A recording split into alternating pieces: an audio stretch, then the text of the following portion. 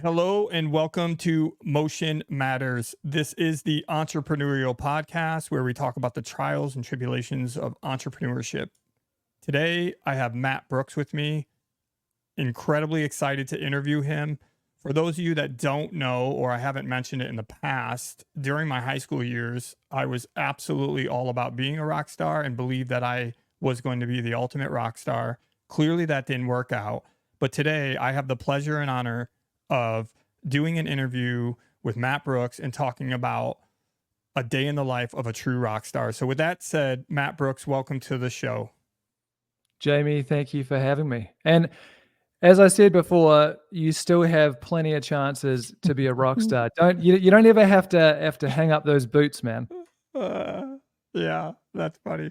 But no, I appreciate that. I don't know if that's going to work out for me, but yeah, Matt. So let's jump right in and let's give you a chance to talk about kind of who you are, where you came from, and what led you into the current life that you're at. Well, as you touched on, my name is Matt Brooks. I play in the band Like a Storm. I'm from New Zealand originally, but I've spent the last 15 years touring America, Europe, England, New Zealand, Australia, and making records. So I've been very grateful to live Jamie's childhood fantasy. I love it. I love it. Yeah, but so, okay, I'm not familiar with the New Zealand school, cycle, but I'm assuming very similar to ours. You went through and you had to get a diploma and graduate, right? So yeah, we read books and learn things. Yeah, so I went through high school. This is something that I didn't tell you before because I wanted to talk about it now. So in an interesting role reversal, before I got really sort of infatuated with music, I was dead set on a life in the military. And wow. even though I grew up in New Zealand, my dad is Canadian, and so I hold Canadian citizenship.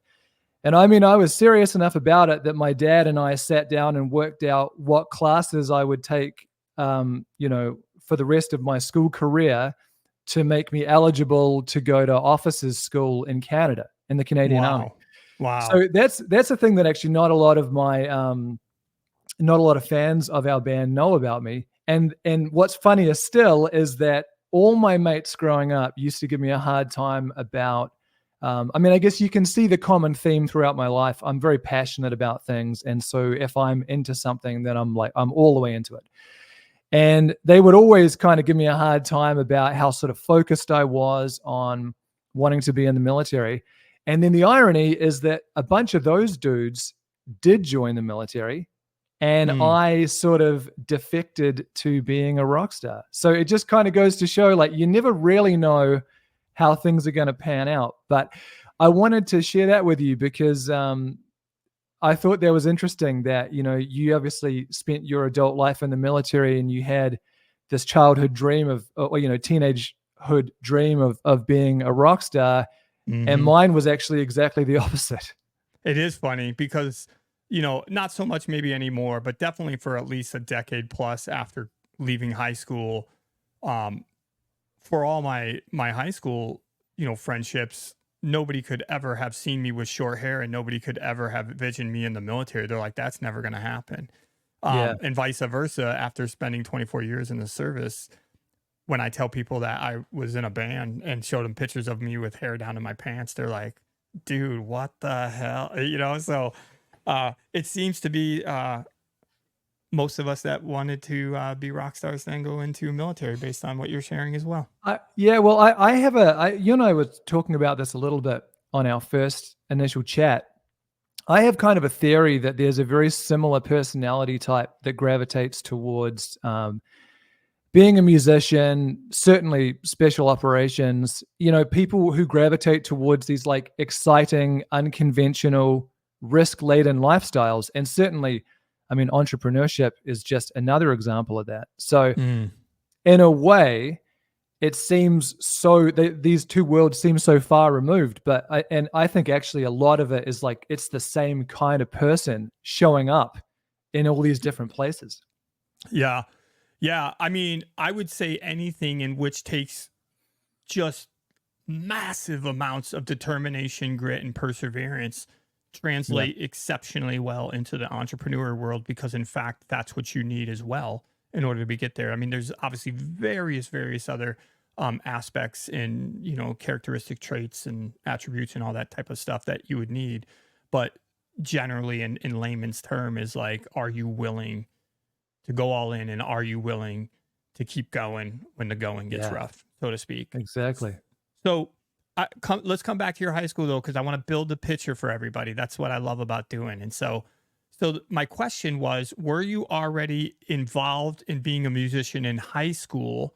And if so, did it immediately translate? Or if not, like, did you live the hypothetical rock star lifestyle? And let me just explain what I mean by that to make it very clear to the listeners. Um, you know, I moved down to Tampa, Florida, because at that time there were some bands being picked up out of there. But you're talking about living on pennies, living in a shithole apartment, you know, eating ramen. I had half a loaf of bread and a couple bananas, like just sucking it, hoping that I could get in a band and play out somewhere. So how did that transition for Matt Brooks? Well, I can tell that you've lived the life because a lot of that is very familiar to me. Yeah, so up until the age of about 15, I was dead set on joining the military. I'd always loved playing music. I grew up playing piano. That was something that I have to say, to my parents, huge credit. They always tried to develop us to be sort of well-rounded people. So Mm, my brothers and I all learned piano from a young age. It wasn't like, hey, you guys are going to form a band together and tour the world, which is what ended up happening.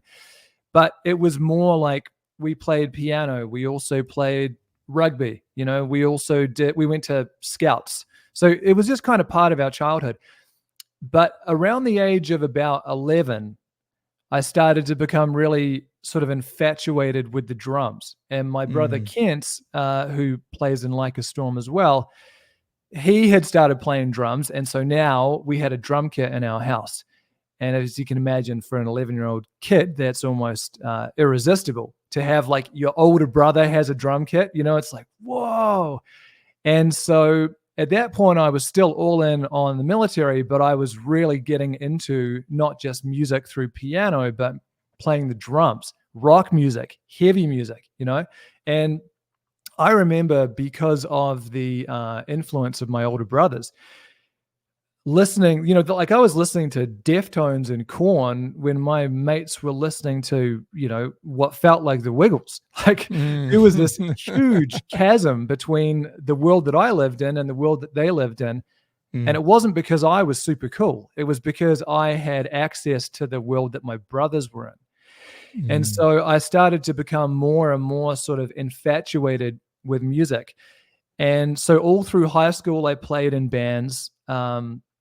First as a drummer, then when I was about 16, I started to mess around with the guitar, and I found that I really loved writing songs. So even though I wouldn't, but like up until that point, I wouldn't have been like, oh yeah, I'm going to be a guitarist, I'm going to be a singer. In fact, in a lot of ways, it felt like every kid in my school played guitar.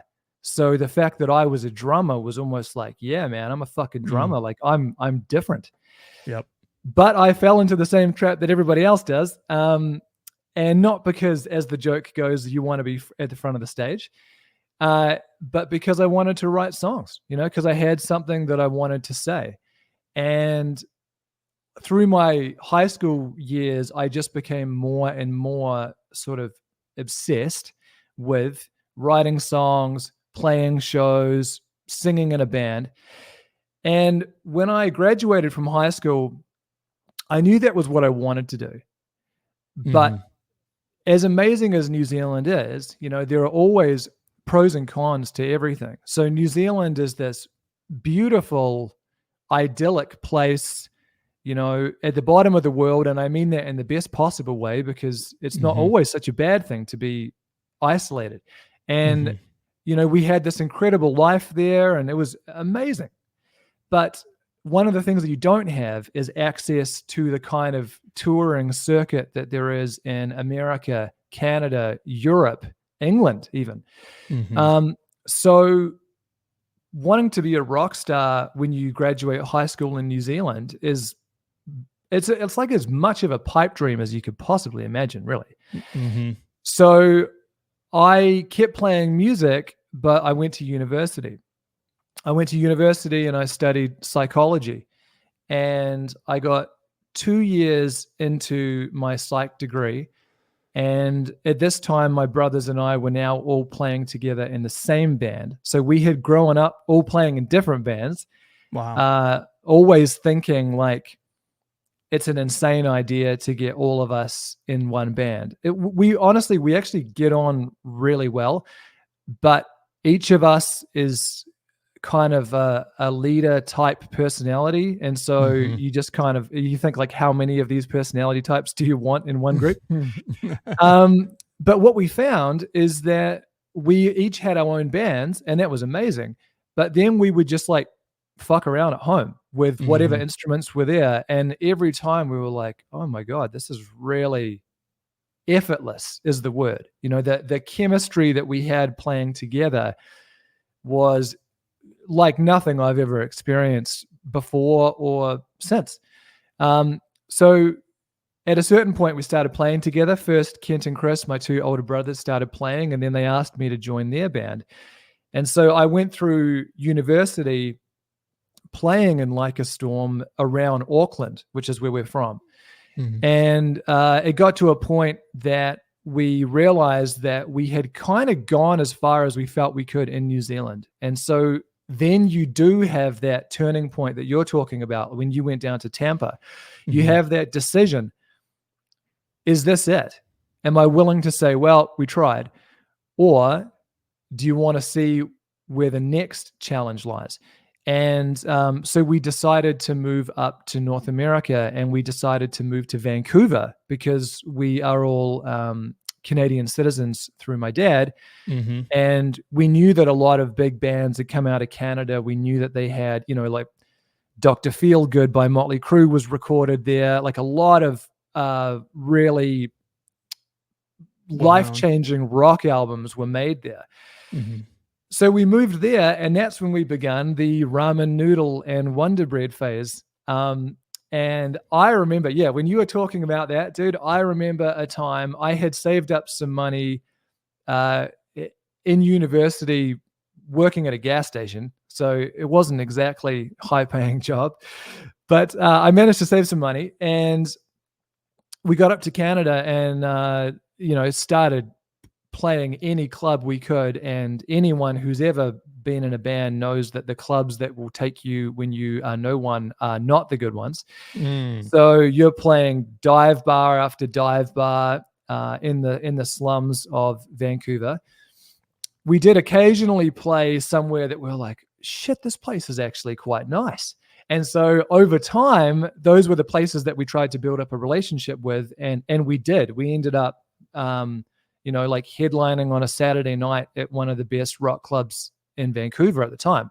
Mm. But we didn't start there. We started playing down on Hastings in Maine, which is like basically the sort of drug den and homeless capital of Vancouver. It was not glamorous. Mm. And we were eating ramen exactly like you said. So we certainly had that. You have that exposure to hardship, and you have that.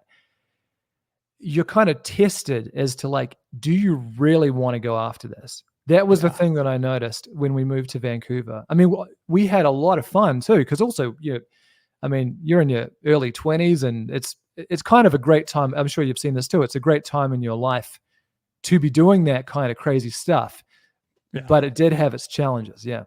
Yeah, no, for sure. I mean, when we first got down there, we had nothing. And so my sister, who was already stationed down there because her husband, and that's part of the reason why I moved down there too, is we had at least a welcoming committee. Yeah. Because my sister's husband, who was exceptionally incredible guitarist and actually had gained some traction and notoriety, they were down there. And so anyway, my point is when we first moved in with two of my buddies, one of them was another guitarist. The other guy just came down because he wanted to leave New York. Yeah. She bought us a case of ramen, one loaf of bread, 2 sticks of butter, and one bunch of bananas, and $20 and a dozen of eggs. And that was our starting block. And Wow. and so for me, I immediately was like, well, we obviously have to find jobs, right? So we went to find jobs, and then one thing led to another, and blah blah blah. Anyway, I don't think that, if I'm being true to myself, right? Like, I wanted what being a rock star meant, but I don't think I truly was that passionate about it. Otherwise, I probably wouldn't have gave up so easy. But Yeah, I for eventually sure. gave up because I was just like, I got to make more money. And then, the more you work, then the less time you have to practice, the less time you have to meet people, Yeah. less time you have to do play out and all these other things. And the reality is I was mediocre at best.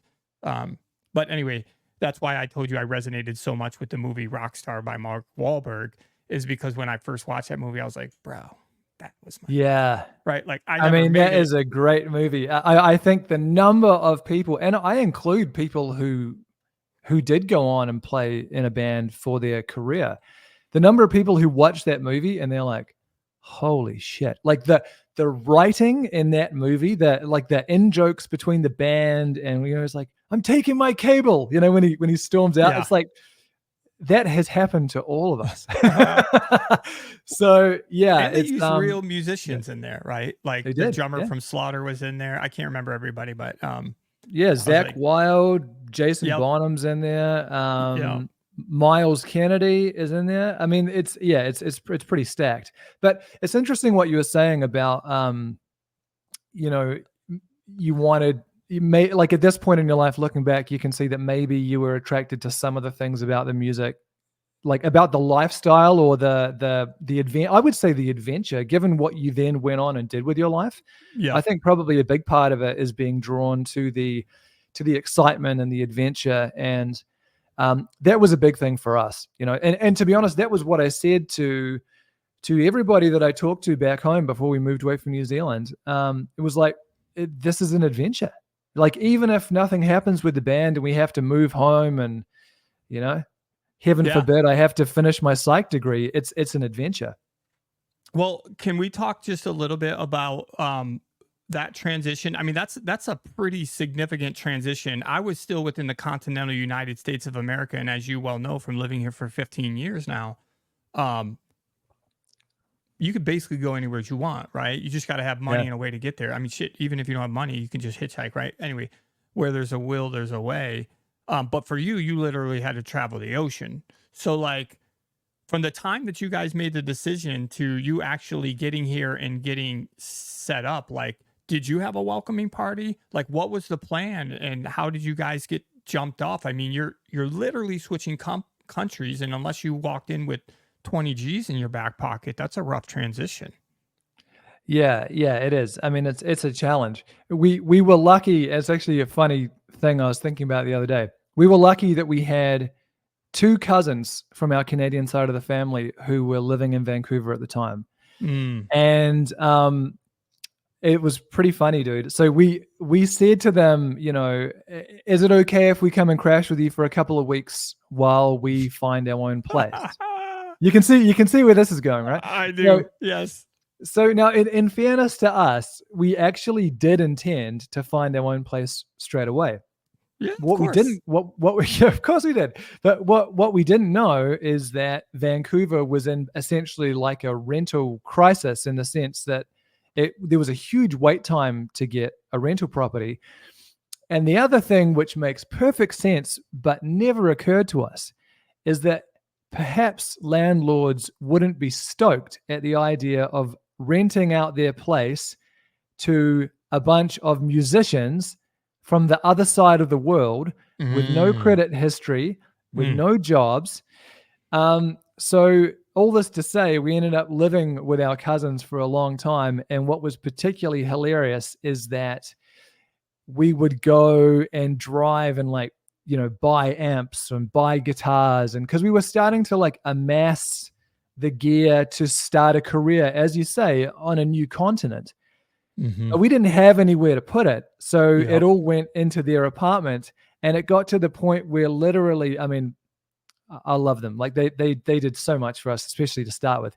Literally, their couch was up on its end because the rest of the room was filled up with amplifiers and stuff. And I remember, like what really made me realize the extent to which we had completely dominated their space is when we came in one night and I looked at the top of the couch, and way up the top of the couch was their cat.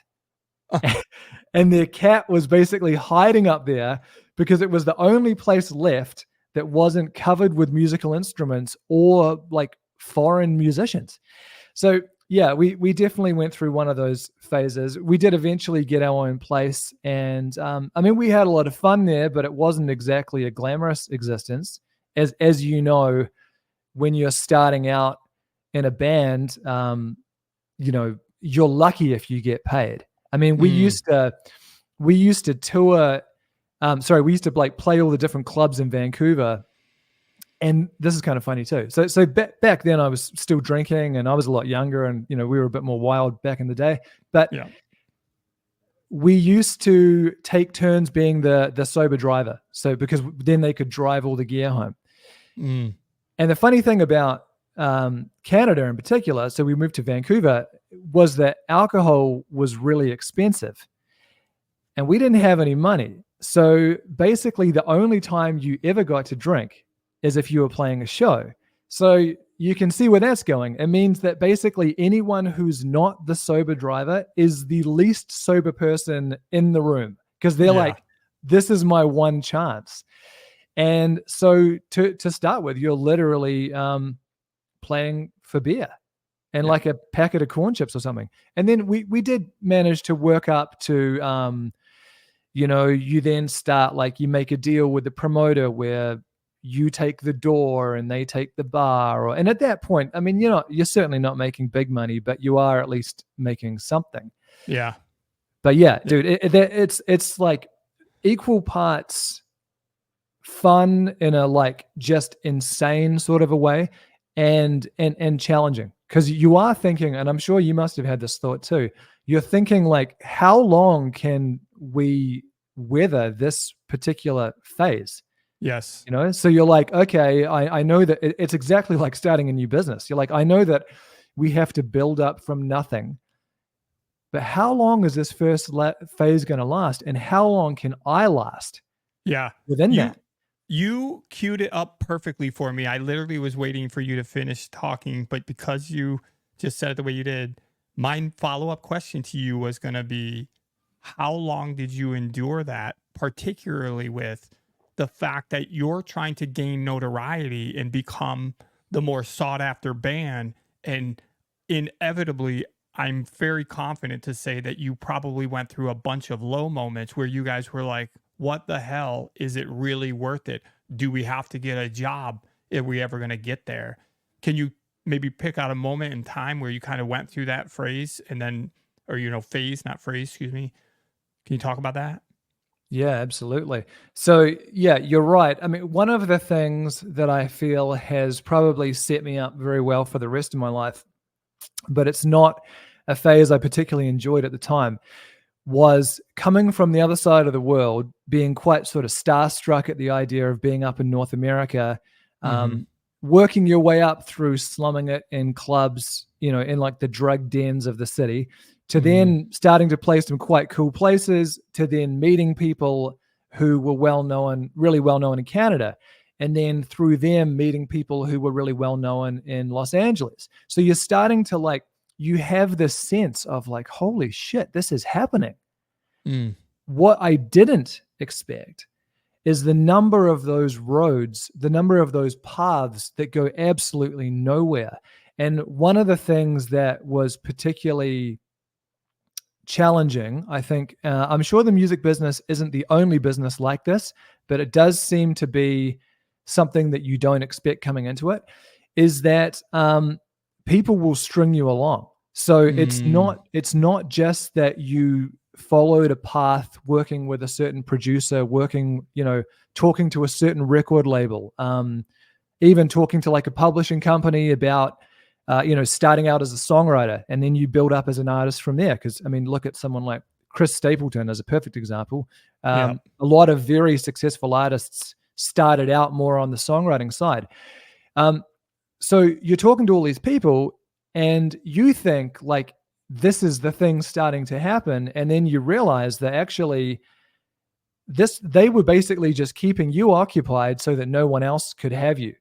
And then at the last moment, they decide, no, they're going to work with someone else. And I understand that on like a competition level, like I do get it. But I think what people forget is that if you have integrity, then if you're talking to someone, then you let the other options lapse, because you're like, hey, I'm actually talking to someone. And that happened to us a number of times. So we found that that is almost the hardest, because you start to get your hopes up and you start to see, I mean, literally people would say like, in 6 months, we're going to be in the studio making an album together. It's a like a running joke that we still have in the band now. Yeah. Because it's like, at the time you're like, oh my God, like we've done it. And then you realize like, no, they probably said that to 100 bands that week. Yeah. They only have the intention of working with, very, very few of them. And that was really challenging too. I think it was probably a good lesson to learn, but I'm not going to lie, that was a pretty brutal way to learn it. And as you say, living on the other side of the world from where you're from. So you begin to feel, I would say, like when things are going well, it's literally like a dream, because you're like, oh my God, we're in North America and people even sound like they do on the TV. But the other side is also true. Like when things aren't going well, then you feel very, very far away from your support system. So yeah, that was pretty tough. We did obviously ultimately find someone who was serious. And we moved to Los Angeles and we made a record with them, and that's how things got started for us. But yeah, there's some challenging times in the beginning for sure. Yeah. No, that's crazy. And I definitely can see where you're talking about the isolation feeling. And as I'm listening to you, when I left the military and decided to get into real estate investing, I would say I went through those similar things. I would dare to say that anybody that's really aspiring for something that's just very much passion in their dream, is somebody lends out a carrot to you, like you're going to be overwhelmed with excitement in hopes that this is going to become reality. And so a lot of people that have been in the business probably use that to manipulate people, because they know that you don't know what you know, and you're super excited and enthusiastic. And yeah, it's kind of shitty, which as I'm listening to you, I'm like, well, I guess that makes sense. Why these dudes need management. Right. But at the same time, at least from all the stories I've heard and stuff, a lot of those guys were manipulative as well for their own selfish reasons, and whatnot. So yeah, that's a tough thing to have to navigate. And let me just throw this in there because it just popped in my head as well, is one of the things that I consistently say to my wife and to other people that are working in and around us with real estate and even all the other entrepreneurial aspirations. I said to them, one of the things that I care about the most that I've learned that is really, really important, I want somebody that has capabilities. I want somebody that has skills and vision and enthusiasm, but I really want to make sure that they care. Because the difference between somebody who gives a shit about your well-being or your business's well-being is exponentially different than somebody who's just doing it simply for the money, simply for the recognition, simply for whatever other thing you want to fill in the blank. And that is tough to find somebody who cares. It's really interesting that you say that, because that's actually what I was thinking just before. It's these people who ultimately screw you over. They're not, most of them I think are not evil. they just don't give a shit about you. So Mhm. it's not that they're scheming. It's not like a Machiavellian thing to, take you down before you even begin. They just don't care. So when you find someone who does care, and that is who we found in our first producer, the guy who produced our first record and really had a lot to do with developing us, Mhm. it was that he cared. And you're right. That is really like, I mean, it makes a lot of sense too, doesn't it? When you think about it, like the central difference between whether or not someone makes something happen or whether they don't is whether or not they care about it. It's not their talent or their skill level or their connections or even their experience. It's whether or not they give a shit. Yeah. And that is almost the single biggest thing. That's the single biggest differentiator between whether or not something happens or not. No, 100%. I want to use this opportunity to just give a small vignette of that because this conversation actually happened yesterday within one of our internal meetings with one of our companies. So, if you didn't know, we have a small boutique hotel and we've been operational for almost 5 years. And when I opened it up, I told them, I said, there's two things that I care about. I want upscale accommodations and preeminent customer service. If we provide those two things, then I don't have to sell nothing because it sells itself. No one doesn't want to stay in nice shit and everybody likes to be treated nice, right? Mhm. That's the thing. So you're like, okay, Jamie, where are you going with this? Here's where I'm going. Our housekeeping staff, the one girl that's been with us since day one, I told her yesterday, I said, I mean this as sincere and genuine as I can possibly relay to you. Without you, we would not be here today. It's that simple. And I said, let me explain to you why I'm saying, because of course, when you're that um overly expressive in feelings of appreciation, for some people, unless you're egotistical, it's a little bit uncomfortable because you're like, no, I'm good. Like I did. And I said, no, listen, Yeah. I'm serious 100%. Let me tell you why. Because I said, in the hospitality industry, if that if you wanted to, if you didn't give a shit, and I told her exactly what I just told you, I said, it's because you care. That's the Yeah. difference. Otherwise, you would sweep dirt under the bed. You wouldn't worry about the hair under the pillow. You wouldn't worry about that the toilet's leaking. You wouldn't worry about somebody decided to take their pizza box and shove it under the sofa that's been sitting there for 3 weeks, and smells Yeah. like you know what. So I said, the fact that you care is the reason why our units are so well kept and so well manned, and people appreciate that. We constantly get, you know people either reaching out, or we've even had 5-star reviews where they're like, the housekeeping staff is phenomenal. And so anyway, I don't want to belabor the point. I'm just simply going back A to, great point, man. It's a great point. I think in many ways it's one of the points, yeah, what's interesting is how universal it is. So exactly. whether you're talking about being like a 20-year-old kid in a rock band, or someone who is a hotel owner trying to provide an exceptional level of service, it's the exact same point. So I think it's a great point. You belabor that point all you want. Yeah. Well, let me kick the horse one more time then, and I'll just tell you that. And I'm not a horse hater, so don't hold that against me, whoever listening. But um, it's like somebody that's starving for food, right? I mean, they're starving for food so bad that there's no real thought process in what it is that they're consuming or how fast they're consuming, or any of those things, because all they know is, I'm hungry and it's painful, like literally Yeah. physically painful to my body. And so I think when you desire something as much as you did to be a rock star, or for me to own a company or get my first piece of real estate, you are blinded to some extent Yes. and easily manipulated by other people. And so Yep. having somebody that's authentic, having somebody that has, as you said, a moral compass and integrity is essential. But man, that's one of those things that we talk about where, like, if you're in the picture frame, it's really hard to see that that's happening to you. Even if you're intelligent, even if you're a great judge of character, because you're salivating like Yes. at a 10th degree level for what it is that you're aspiring to be or do. Yeah, So, absolutely.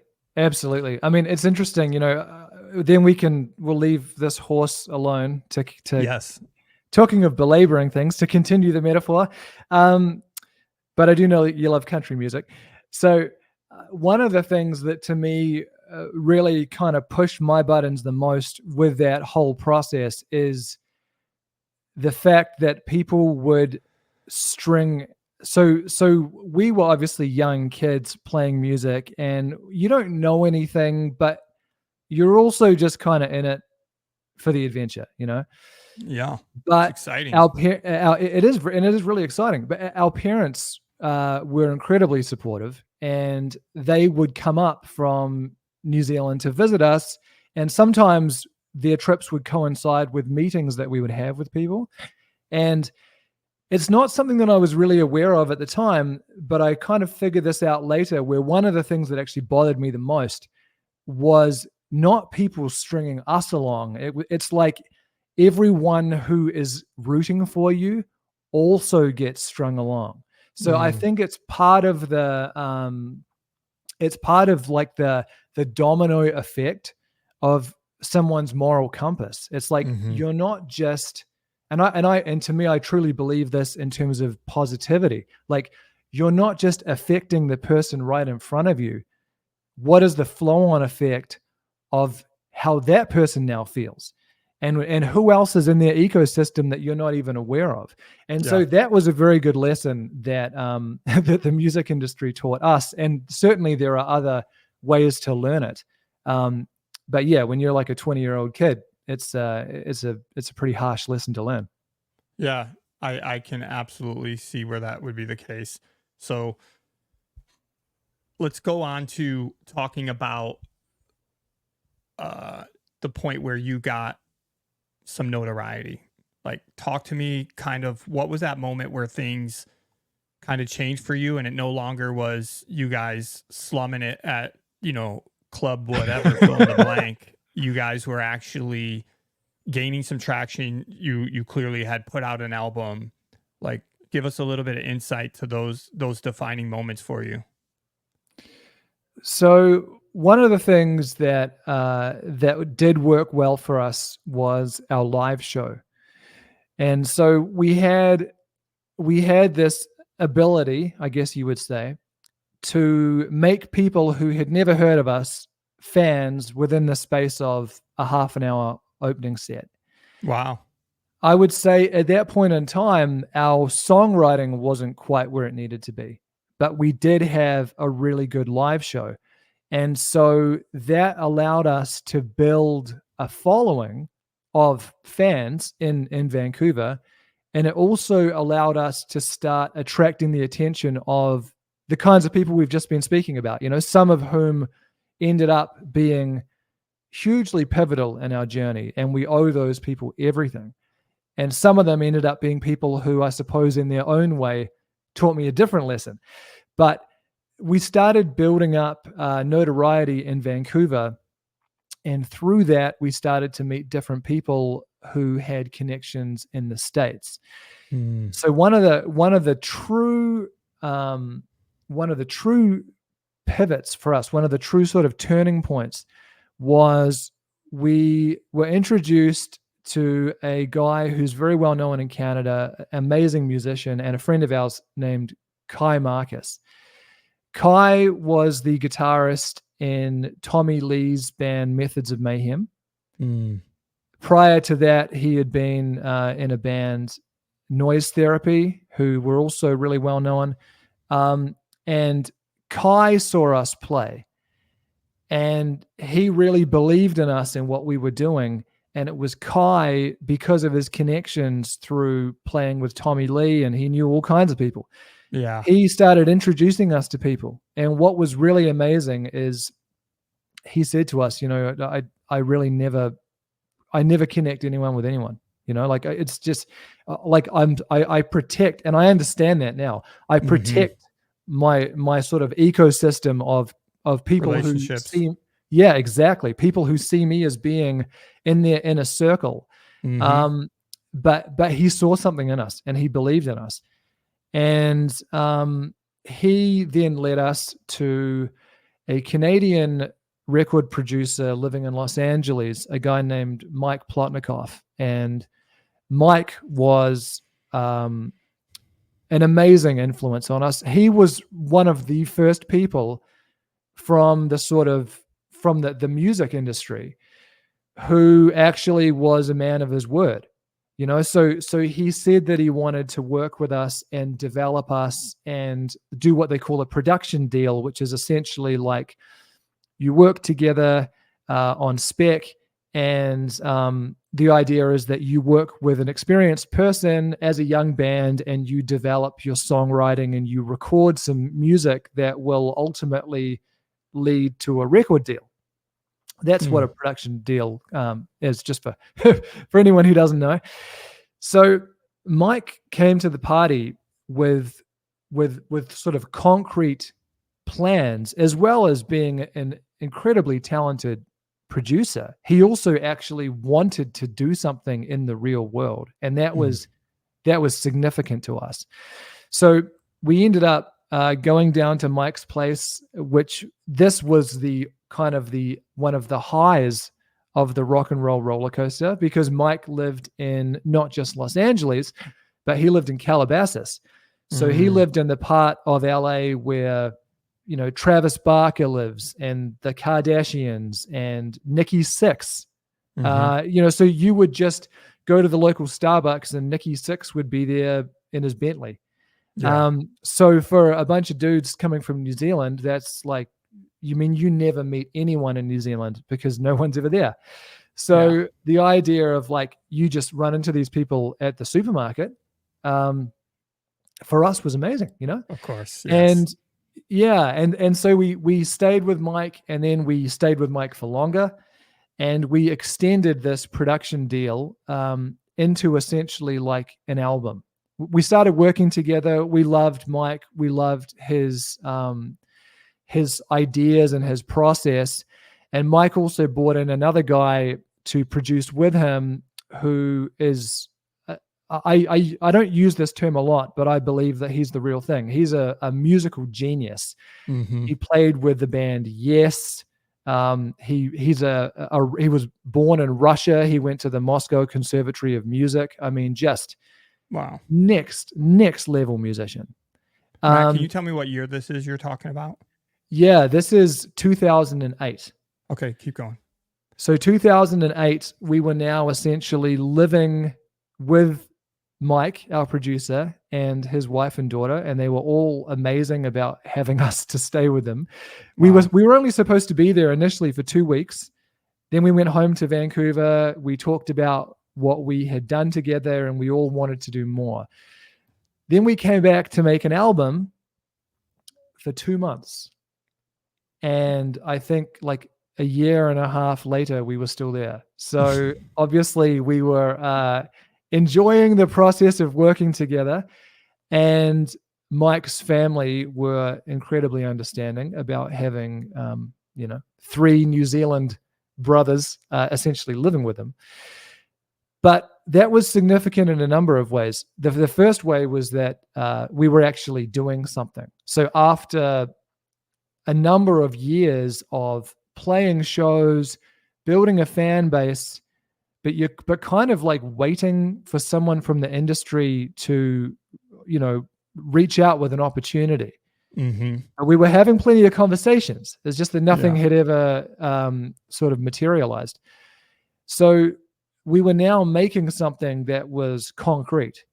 And in the entertainment world, something being concrete is like fucking gold because everybody talks, and a lot of people have amazing ideas, but that's all they are, that they never become anything. It's just an idea. It's just a conversation.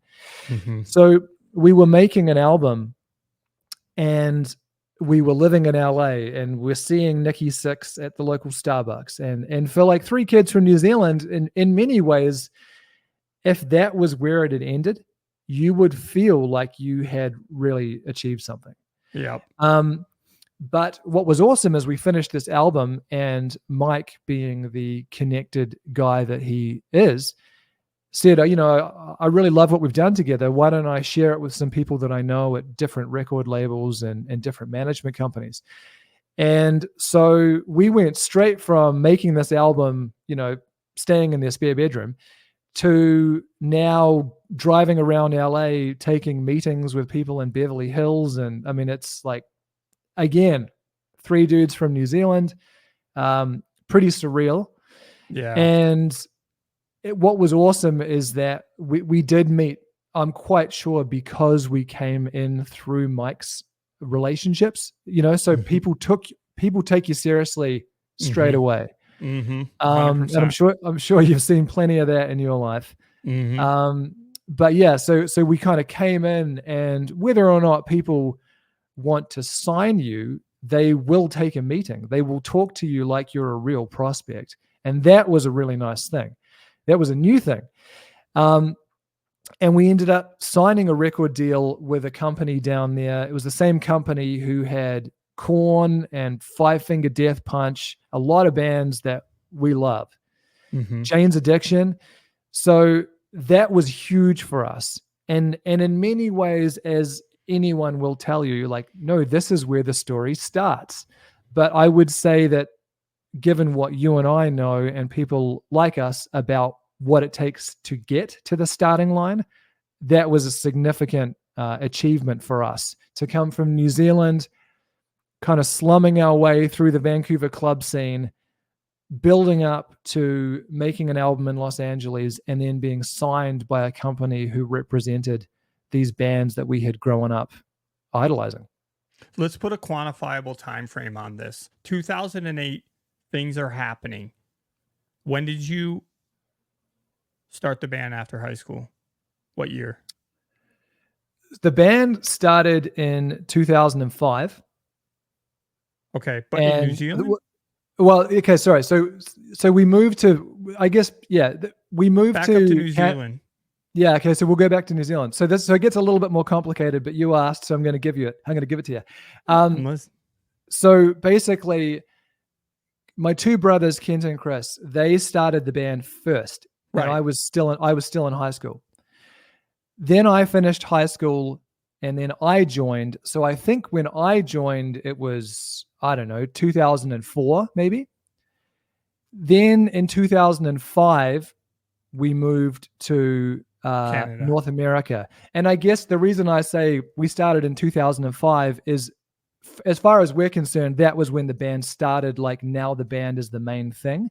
Up until that point, it had been our biggest passion, but we were all studying or working or doing whatever. Yeah. Well, look, I'm not even taking into account the time that it took to you actually professionalize your skills to the point where you could actually consider this a real thing, right? Yeah.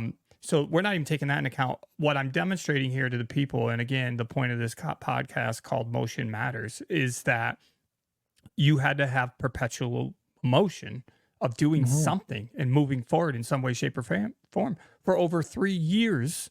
Again, not counting the time it took you to actually perfect your skills. I mean, there's more years. And so it's just a testament to the fact that you need to consistently be engaged, consistently taking action in order to be able to see your dreams come to fruition, because otherwise they don't. So, I mean, kudos to you for the fact that you guys didn't stop. And again, you guys crossed the ocean to make that happen. So I didn't mean to interrupt your flow, but I wanted people that are listening to, just remind themselves that I personally don't know of any instances in where it literally changed for somebody overnight. I mean, other than winning the lottery or some other, there's probably a couple out there, but the point is 99% of the people, as a testament to the sign behind me, in order to be the 1%, you got to do what 99% of the people aren't willing to do. And guess what? Matt Brooks and his brothers did that. Thank you, man. I truly appreciate that. And it does mean a lot coming from someone who has done what you've done and are continuing to do in your own life. But you made a really interesting point. There's a kind of a saying in the music business that overnight success only takes 10 years. And that exactly ties into what you were just saying. It's a process of, I mean, for a lot of people, so we came from New Zealand, but the number of people who move from, small town Indiana to LA, or like everyone sort of transplants themselves from everything they know into this let's be honest, quite a weird fishbowl. Like when you move to New York, LA, Nashville, I mean, there's a lot of awesome stuff there, but it's also like a pretty weird reality. So I do think that there is this huge component of, how long are you willing to work without the result? And a big part of that, I think, is honestly just how stubborn are you? Like there's how Passion. much passion. Yeah, that's true. That passion is a way to frame it in a positive context, but I do think that being stubborn can be very valuable too. Yeah. No, fair enough. But the reason why I'm saying that is because, again, I'm listening to your story and I'm just thinking about, and I'm asking myself while I'm listening to you, like, why did you not, again, to your point about all the other stuff I've done, so why did you not do that? And when I look at it, there's a multitude of answers, but I think ultimately, if I'm being legit, I didn't do it because I wasn't truly passionate, right? Yeah. You and your brothers were passionate about music, period. That's it, right? So it would take several frying pans to the face before you guys are actually like, we're not going to do this shit, But for me, I got stung in the back of the neck financially. I was like, oh shit. Yeah, let's find something else to do. You know what I mean? Well, it's interesting that you say that, because what you then chose to do is, the attrition rate of that world. Yeah. So clearly you possess. You possess you possess all the mindset tools and the drive, the ambition, the stubbornness. You possess all those things to do pretty much anything. But I do think you make an interesting point. And one thing I will say is that I can only speak for myself here, but for me, a lot of the things that I have liked the least about being, a rock star are actually the things that other people think that they want from being a rock star. So, and I'm not trying to say that to appear humble. It's true.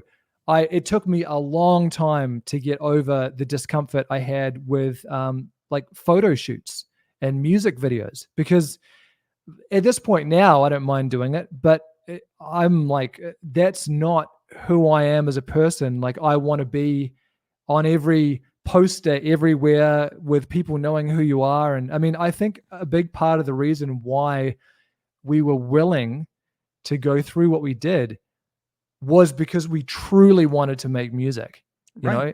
We didn't want to be famous. We wanted to make music. That's my point. I think that is an important distinction. And I think that's something that certainly you appreciate. I think some people don't necessarily appreciate that when they look at, I feel the same way about athletes too. There's no way that someone has that degree of drive in a field that competitive just because they want to be a celebrity. Listen, there are much easier ways to be a celebrity than being a professional musician, athlete, anything like that. I feel like this part of the conversation that we're on right now, we could easily have a separate podcast about it, because, and there's tons of people out there talking about it. There's tons of books about it, right? But it's Jamie and Matt right here now talking about it together, and hoping to inspire, educate, and connect other people in order to be able to go after their dreams and aspirations. And so with that said, let me just say this. As we're kind of sitting here in the moment, self-reflecting and kind of analyzing and peeling back the layers of like, what is it that allows somebody to be able to do those things? So I always say that fear is the number one thing that inhibits the vast majority of people from going after their dreams and aspirations. And I think having the level of passion that is required for somebody to put up with the bullshit, right? And all the trials that it's going to take in order to be able to succeed. Even you keep referring to a couple of the things I did, right? So specifically, in order to become a Green Beret, you got to go through this thing called SFAS, Special Forces Assessment and Selection. It's 26 days. There's a reason why most people don't make it because he ain't willing to do it for 26 days. Bullshit. They're like, no way, right? And you did what you needed to do for 3, 4, 5, 6, 7, 8, right? Let's add in all the years that it took you for. And listen, I'm sorry. I know I'm jumping all over the place, but you get me all fired up here, Matt. This is your fault. Listen, it's a this is good problem to have. This is one thing that I've talked about with a couple people in my life, but I typically don't talk about it publicly because before, back then, you know, I was kind of ashamed of it or it was embarrassing. But now I'm older. It doesn't matter, and we're being vulnerable here. So here's the deal. In high school, I was decent at the guitar. I was not good. I was okay, but I had the look, right? And I think you know what I mean, right? Like I was a good looking guy. I had long hair, you know, blah blah blah blah. My buddy started 1 year after me. So I had a 12-month head start on becoming a lead guitarist, right?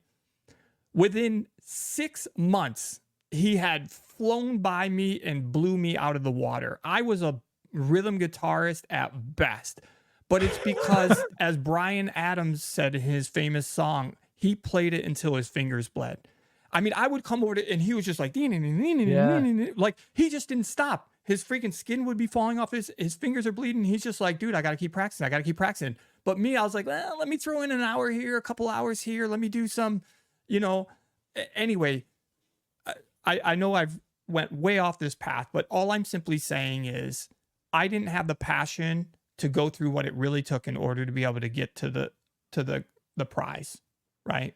And you did. And sorry, and I wanted to make a more general topic, and this is kind of something that I think I'm opening up a can of worms that we probably won't have time to delve into, and potentially would get a bunch of other people saying, you know, negative things as they kind of reflect on this. Even when I started to kick off the real estate thing and I was reading all these books and getting educated on it, I'm driving on the road and in my mind, I'm like, why are more people not doing this? I don't understand.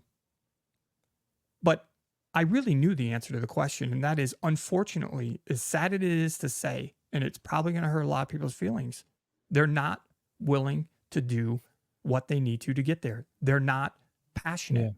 And you can fill in the blank after the word. They're not passionate about, and then you fill in the blank. They're not passionate about being wealthy. They're not passionate about being healthy. They're not passionate about being, you know, morally or whatever it is, right? They're just not. They're not willing to do it. Look, I struggle. I love ice cream, man. I'm not supposed to be eating ice cream, but instead I want ice cream, and I want 2 of them. In fact, let's go 3 or 4 times. So that's a difficult thing for me because I love ice cream. Well, anyway, okay, so there's that, but there's also, I think you've also stumbled into another very relevant part, which is there is a certain personality type who gravitate towards, you know, special operations, the music industry, entrepreneurship, challenges, and we tend to be, in my experience at least, rather obsessive. So what you're saying about the ice creams, I thought actually segues very well into this. It's a double-edged sword, but the good side of it, the positive side, is that it gives you that laser focus at whatever it is you want to do. I mean, I honestly, I appreciate your transparency when you're saying, you know what, when it came to music, I probably didn't really want it bad enough, but you clearly wanted to pass Green Beret selection because nobody, I mean, like, dude, and I know you don't need to hear it from a musician, but it's like nobody passes those courses without really fucking wanting to pass. So obviously, you know, you did tap into something that you did really want. But it's fascinating to me. It's, you know, I find this with a lot of entrepreneurs, but I've found it even over the course of this conversation now, the number of things that come out of your mouth that are, that's exactly like, those are sort of my philosophies on life too. One of the things that I try to do as much as possible is just to like inspire and motivate other people, because I do feel like what's missing from a lot of people's lives is passion. It's not skill. It's not even their tolerance for hard work. It's the fact that they don't want to do it in the first place. And to me, it's like they're missing the motivation, and they're missing the motivation because they're missing the passion. So what you've just said, I mean, you're not going to get any blowback from me, dude. That's exactly how I feel. No, I love it, man. Hey, Man, we've been talking for quite some time. We've already would have signed off, but I love it. It's flowing well. And so I don't want to get off though until we talk a little bit about where Matt's at today. Again, I read your profile. I saw that this potentially is a much longer segment, and that's fine. I don't mind if we go into it because I think it's important, right? It really is another underpinning, another parallel uh parallel aspect of being an entrepreneur and overcoming all the obstacles. And that is in your bio. I had read that just prior to the pandemic and stuff, you had found yourself in some of the lowest points, and you really had to, as we like to say in the military, you had to take a tactical pause, reconsider what's really happening, and then make adjustments and move forward from there. Can you talk about give us a brief of like what transpired up to that point, and then what was that culminating moment? Yeah, yeah, absolutely. So the music business and particularly being in a touring band is as exciting and adventurous as people think. But the flip side is also true. So it's a pretty exhausting existence. It's the schedule is incredibly full on. And when you go on your first few tours, you're like, oh my God, I could do this every night of the year. And then you do start doing it every night of the year. And then you start to realize, like, actually, this is exactly like in the movie Rockstar. This is incredibly difficult to sustain. Yes. I do have a very obsessive personality. It has worked to my advantage in a lot of areas of my life, but it has also worked to my disadvantage. And I found that I was getting very, very burned out from being on the road all the time. And by nature, I'm an introvert. So being around people all the time is exhausting for me. It doesn't mean that I don't like connecting with people. It just means like that's not my default. And I found myself just getting more and more worn out. I've always been a sort of a very like thoughtful, sensitive type. That tends to be the case with artists and particularly songwriters. So I've always had that kind of perfect storm of personality traits. And I found that where I really started to go looking for a way to escape was in alcohol.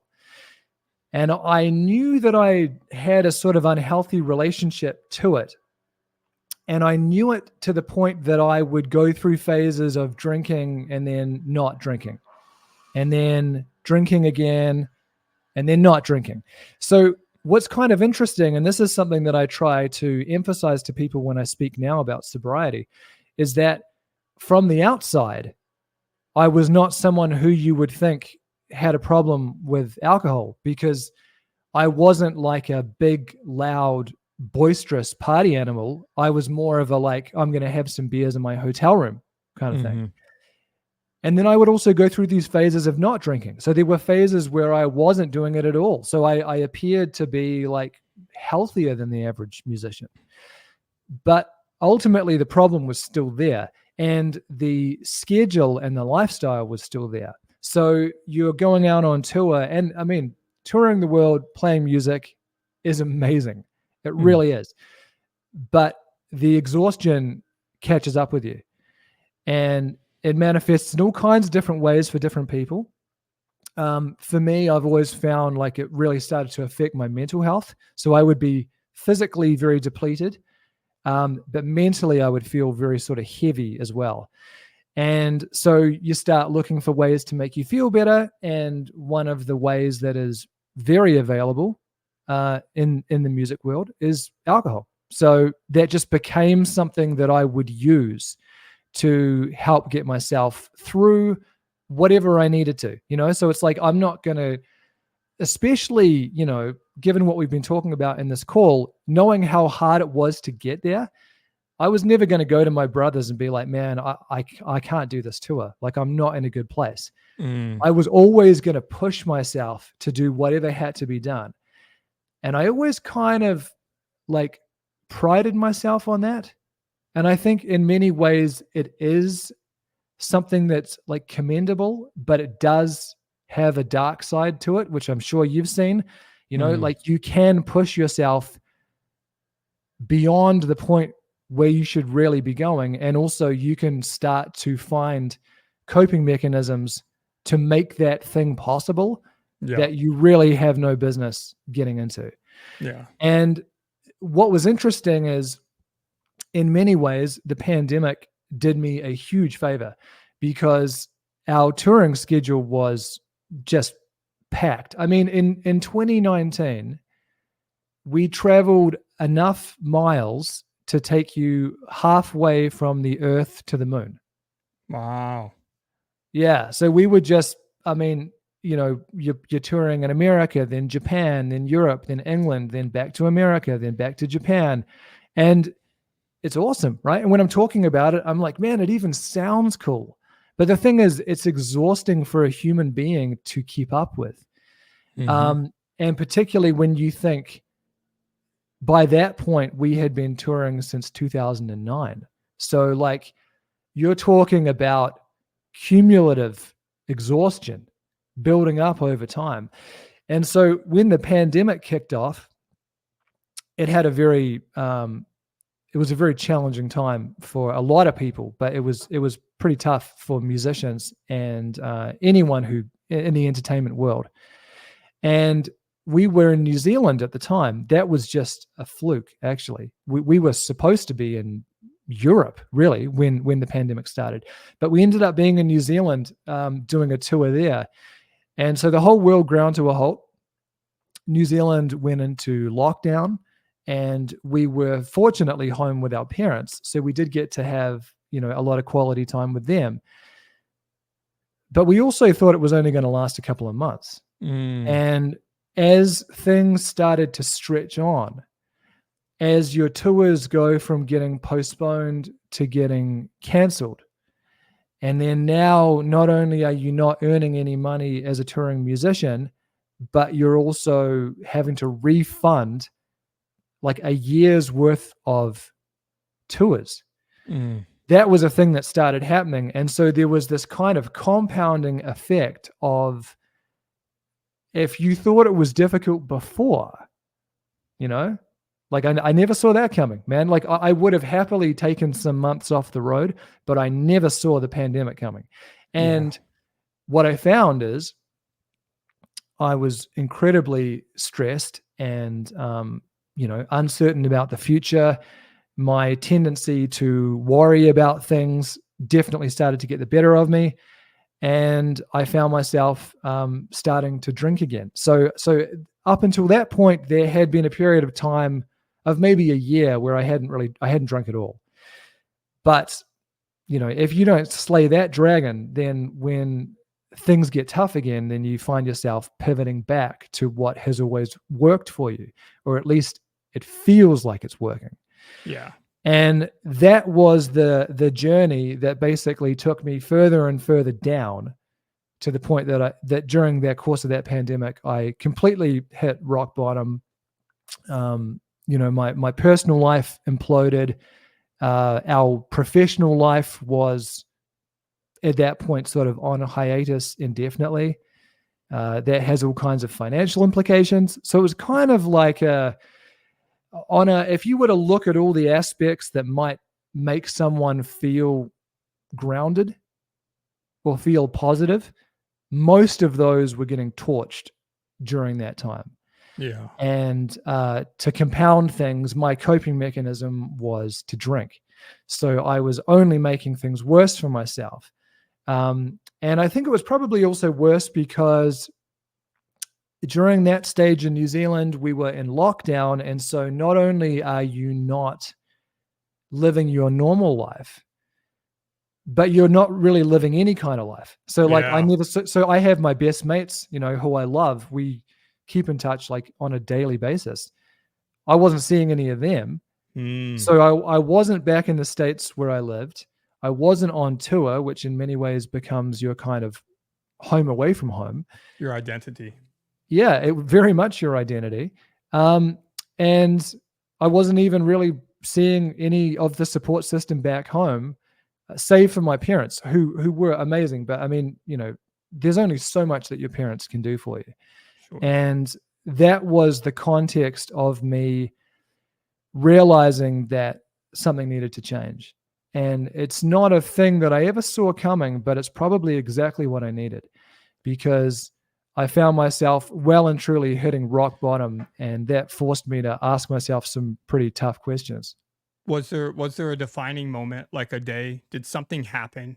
Like, if there didn't, that's fine. But like, was there this cataclysmic moment where, like, did you read something? Were you with somebody? Did you watch something? Were you sitting in a bathtub, freaking contemplating and reflecting on life? Like, what happened in that moment where you're like, "F this shit," like I can't do it anymore? Yeah, there was a point, one of the ones, there were kind of a couple of indicators to me Mm, that things were not going in the right direction. So it was a situation where it wasn't like I saw a sign and I turned my life around. It was more like the signs that I saw were how bad things were getting, and that was what forced me to really wake. So it was like a wake up call. yeah. One of the real wake up calls that I had was this is after the lockdowns. One set of lockdowns in Auckland had lifted, Hmm. and we were able to get together and socialize. And I went and I saw all of my mates, so all my mates that I grew up with, and they were all there with their partners and kids and living their lives. And I realize now that a lot of what I was doing was storytelling, you know, because you look at other people and you see what they have that you want, and you just kind of fill in the blanks that everything about their life is perfect. Classic Mm, grass is greener mentality. mm, But I will say at that point in time, in fairness to me, my life had become pretty empty. And I remember going and seeing all of my friends and all their kids and all their families. And what really did it for me is when I was coming home the next day, I remember thinking, like, I cannot imagine myself having that. So it was like a realization that you have gone so far down that hole that you cannot see yourself getting out of it. mm. And I mean, you can see me kind of tearing up when I think about it, because it's like that was a point.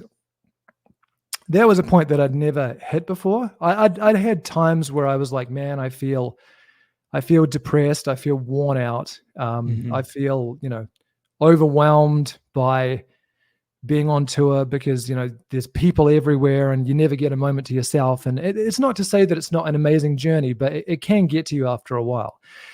But I'd never had that realization of, like, I have no idea how to get out of this.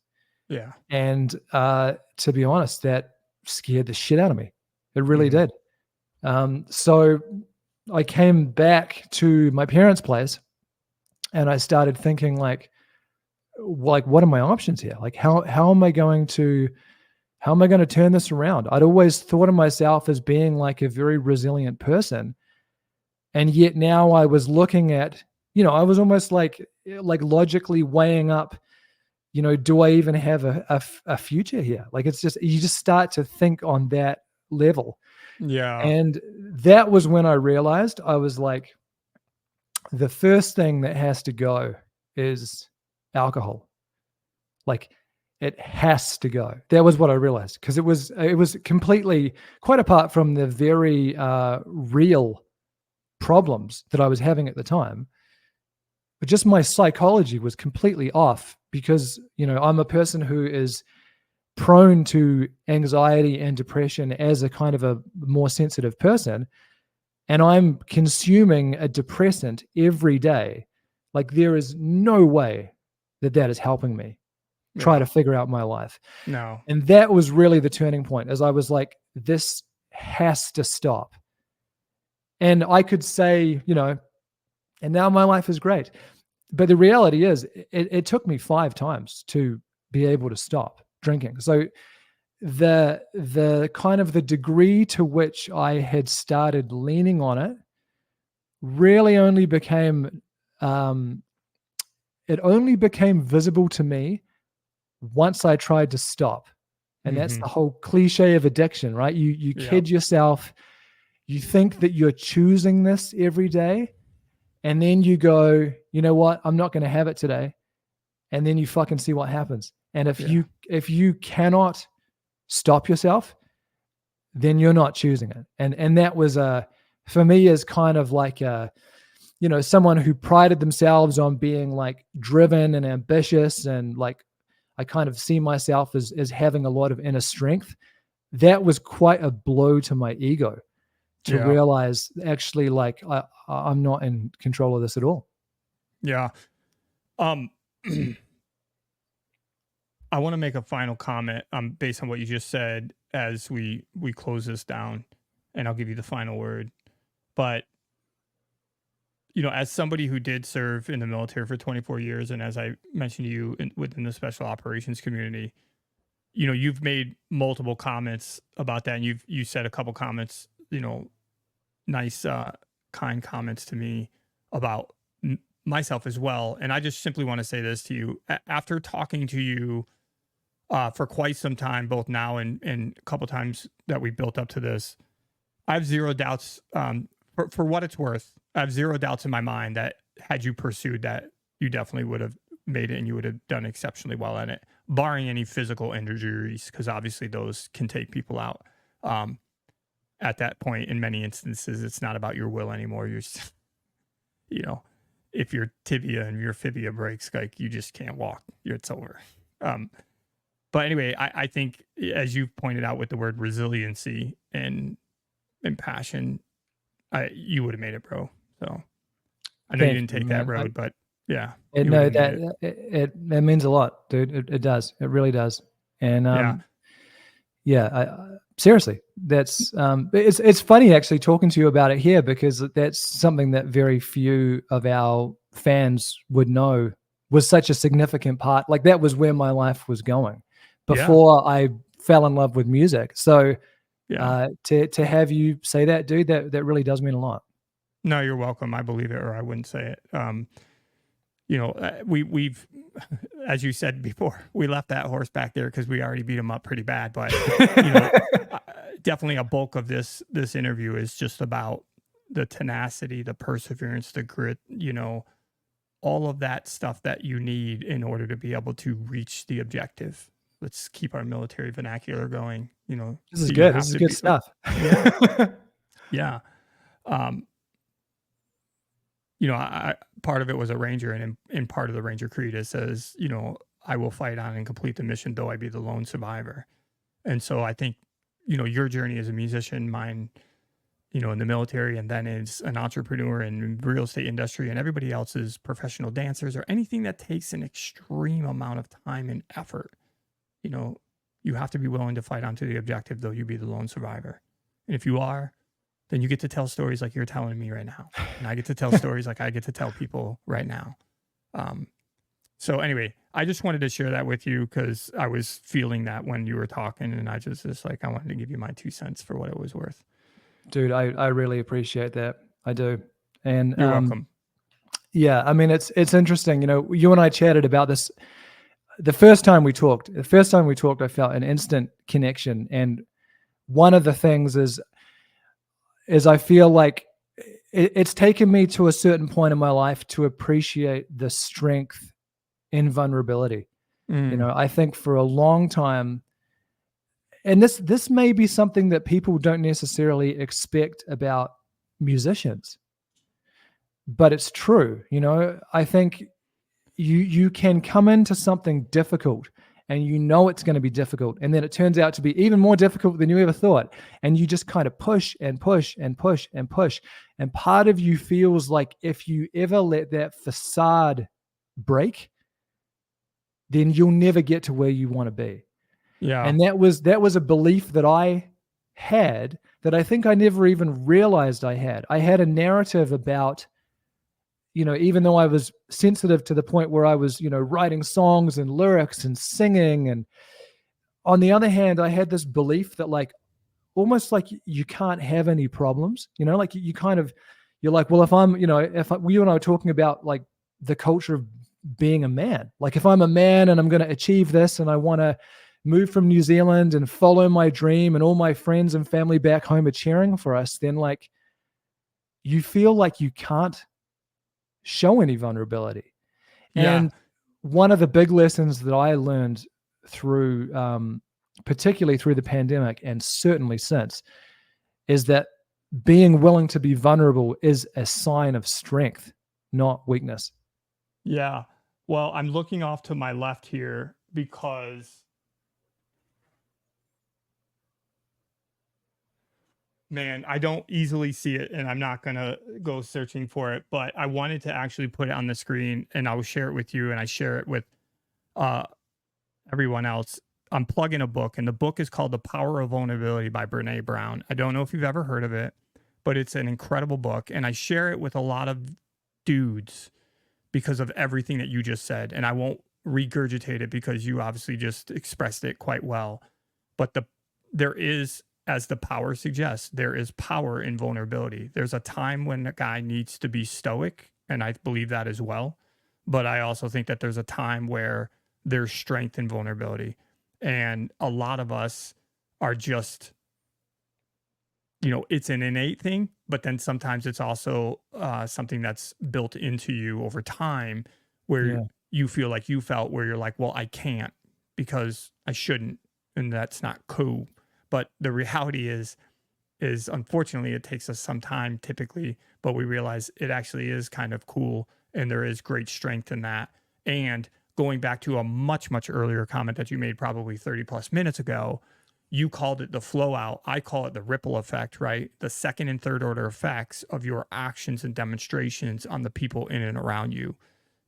You'll never see those. You can't see as far as those ripples are going, which is amazing when you think about it like that. Anyway, we could keep going. I'm loving the conversation, but we've been on for quite some time. So as we, I need to cut this, even though I don't want to. And so I just want to personally thank you, Matt, for taking the time to come onto the show, taking the time to, as we just said, be vulnerable and talk about some of the struggles that you've had to go through. My hope, as always, is that people would hear your story and that it would shed some light on the fact that whatever struggles, whatever trials and tribulations each and every person out there is going through, that it's not just them and that there is an exit. You just have to work through it. You got to be in and around great cheerleaders, find your passion, and move forward. So thank you for coming on. And I want to give you the final word just to tell everybody about how can they get a hold of you. I saw that you have some coaching. I saw that you have some speaking. Like, if somebody wants to get a hold of Matt Brooks, what's the best way to reach out to you? Well, dude, firstly, I want to thank you truly for having me on, for giving me the opportunity to share my story. And also, I just feel like I feel like we have so much in common with everything we've discussed. We could easily talk for another 8 hours. So I want to thank you for having me on and giving me, an hour and a half already. Yes. So the big sort of outcome for me with my sobriety, with starting to prioritize my health, my fitness, my mental health, mindfulness, is that ultimately that led me to a place where I now help other people through a project that I call Amplify. So Amplify has a number of elements to it. One is a stockpile of resources in health and fitness and mindset that are free to musicians anywhere in the world and musicians of any level. So it doesn't have to be the pros playing arenas. It can be kids playing in their local high school gymnasium. And that to me is part of my having been through what I've been through, the good and the bad, and seeing like, okay, what would have helped me when I was 20? What would have helped me when I was 15? What would have helped me 5 years ago? So that's part of what Amplify is it's a way to try and teach other musicians how to ultimately optimize themselves to not only survive in the music game, but to thrive. Then the other part of it is that through posting that I'd been doing on social media, sharing exactly the same kind of story that we've just been discussing here, I started hearing from all different people about their journeys and the needs and the struggles that they had. And that has led me to a place where, in addition to the resources that are for musicians, I also coach people one-on-one. So I'm very lucky to already be coaching people from all walks of life, including people in the corporate world. It's just, I was initially thinking this is something I can do to help give back to the music community. Mm-hmm. And it has turned into a fully fledged business. Amazing. So yeah, thank you, dude. And that has been one of the real gifts of the challenge that I went through. And it's something, to circle back to our talk about passion. I have found that I'm equally passionate about personal development and helping people as I am about music. So I'm equally obsessive, you might say. That turns out that obsessive trait works equally well over here too. So if people are interested in hearing more, whether you're musicians looking for workouts, nutrition advice, mindset tools, or whether you are interested in talking to me about working together one-on-one, the easiest place to find me would be Facebook. Like a Storm Matt is my handle on Facebook. The giveaway is that it's a picture of a guy who looks like me playing an electric guitar. So there won't be too many of those. I'm also on Instagram at the same handle. And just please know that if anybody watches this, if they have any questions about sobriety, about health and fitness, it does not have to be something that leads to coaching. If they just have questions about how to turn their lives around, please feel free to reach out to me. Awesome. Thanks for sharing that. One more thing before we jump off. What about if somebody wants to come see you live? Is there a website where they can find dates? There is. Yeah. If you want to come see us live, if you want to hear me you want to see the other side, you can find us through likeastorm.com, likeastorm.com. I repeat that because I have a New Zealand accent. But you can also find Like a Storm on Facebook and Instagram and YouTube. And that will have all of the ticket information, the dates that we're playing. They will know, whereas I established at the start of this conversation that I don't know.